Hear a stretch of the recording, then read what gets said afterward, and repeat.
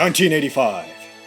Gamers playing the original Super Mario Bros. Video game on their Nintendo Entertainment Systems unexpectedly crash through a wall. Expecting to be taken to a warp zone, they instead find themselves in a Faustian nightmare world, an endless ocean where the only escape is death. Whatever this thing is, it has haunted gamers for years. A phenomenon difficult to explain. A danger zone of no escape. Tonight, on Gaming Unsolved Mysteries, we examine the Minus World.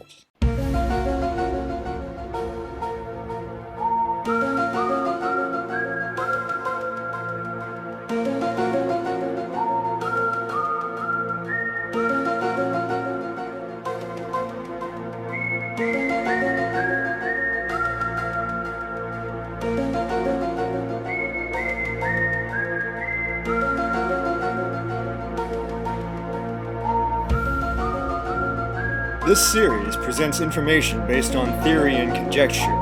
The purpose is to suggest some possible explanations, but not necessarily the only ones for the mysteries we will examine.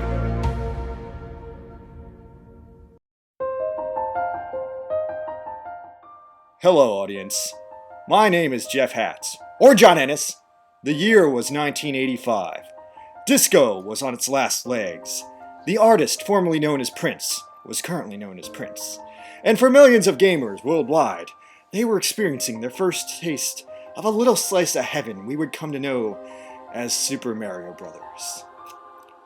Super Mario Bros., a routine game of jumping and dashing, an urgent and desperate rescue mission of a princess kidnapped by turtles. A normal gameplay of this cartridge can take a day. In fact, the world record is 8 minutes. But today, we are going to examine some stories of more abnormal gameplays. These are the stories of men and women who would be unexpectedly drawn into a world beyond comprehension. A world that later became known as the Minus World. Our investigative agents visited a local game store to talk to people who might have information about the Minus Zone. There, we met a man named Frank Flynn. Frank Flynn is a Coast Guard. But, like all Coast Guards, he knows the realities of the Minus Zone more than anyone. He now shares his insights. Pretty sure I haven't played this first Super Mario in a while, but if I remember right, you take the first portal in level 2 or 3, and then I think you die as soon as you get to that level. It's like just an infinite void, and you just run and run. And I think it's supposed to be level 1 up until time runs out, and then it still keeps going. It's like this glitch in the system when they programmed it the first time. I didn't know when I first played it, and I died. I just kept running, thinking I was going to find something at the end. I was like, where's the castle? Special? Is this special?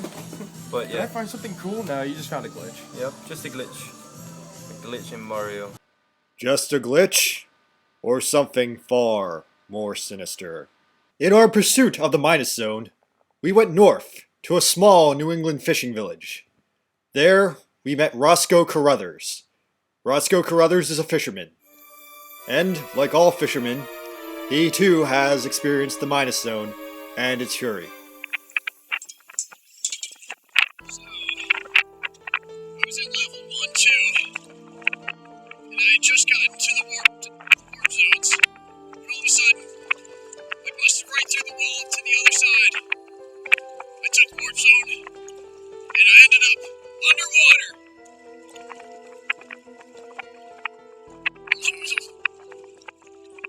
I was surrounded by bloopers and sheeps, and it looked like I was in World 2-2. I kept going till the end of the stage, and I made it. I made it to the end of the stage. Then I found out the warp tunnel only leads you back to the beginning of the stage. So I kept going, and I made it all the way to the end again, only to get sent right back to the beginning of the stage. I didn't know what to do. Time was running out, I was scared. No flagpole, no princess, nothing. A terrifying and real account of the Minus World. But beyond that, the question still remains. What exactly is the Minus World? To answer that question, we turn to industry experts for their advice. Mike Savitsky is a local game programmer. He will now share with us what he knows about the structure, the history, and the terror of the Minus Zone. Now, the Minus World, as it's come to be known, sort of an endless ocean. And how you would get there is you would go to the end, the pipe that leads to the end of World 1-2, and perform a sort of ritual where you crouch down and then you jump at just the right angle, and you would somehow pass through the wall into what's called the Warp Zone. Normally the Warp Zone takes you forward into one of the farther levels of the game, but for whatever reason, this Warp Zone takes you back into what's called the Negative World. It's called this because rather than showing a world number, like 1-1 or 2-1 or 4-3, it just shows a -1. And it's basically an infinite ocean. You swim through it, there's nothing there of interest, and when you get to the end, it just sends you right back to the beginning. So all you can really do there is die repeatedly. But yet the mystery still remains. To solve this mystery, we went to CERN, the European Organization for Nuclear Research. It was there we met Dr. Jonathan Costamesa. Dr. Costamesa is a leading authority on parallel universes, black holes, and quantum physics. Dr. Costamesa now shares his insight on the Minus Zone. The rumors of a so-called Minus World predate history. In fact, they predate the Big Bang. Some people think that the Minus World is what might have existed before the Big Bang. It is a society predating society. In that aspect, it is pre-society, pre-civilization, pre-history. Now, no one knows what destroyed the society. Some people think asteroids, others think the Big Bang.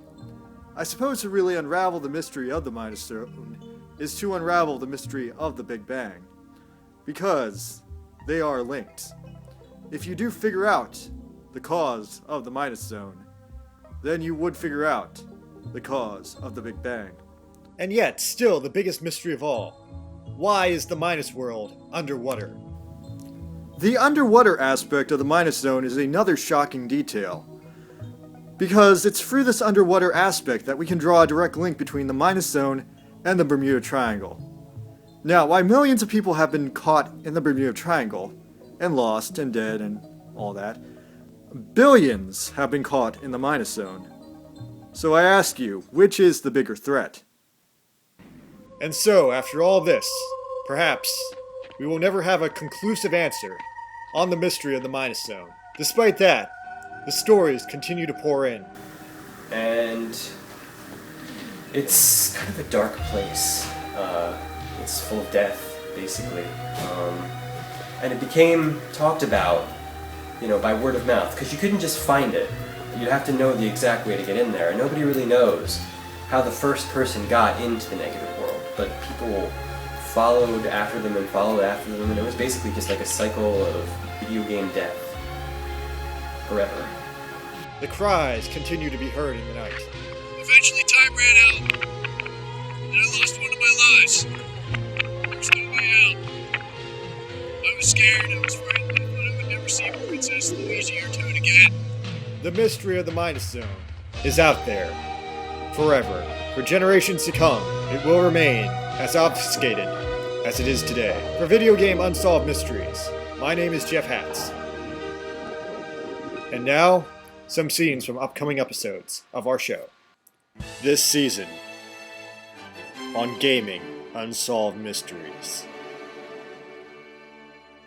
It was a monster, unlike anything I'd ever seen in my life. It had no form. It was just pixels. This is the haunted Game Boy. Anyone who plays this Game Boy has died. It is the gaming equivalent to James Dean's haunted car. No one really knows how Sonic & Knuckles came to be, or what will happen if you insert other games into it. There are rumors that it works like this. So there's a sex code in GTA, and some people found it, and everyone was pissed. So Ryu in Street Fighter said, you have to defeat Shenlong to stand a chance. But that got everyone thinking, what the hell? Who the hell is Shenlong? Find out These mysteries and more next year on Gaming Unsolved Mysteries.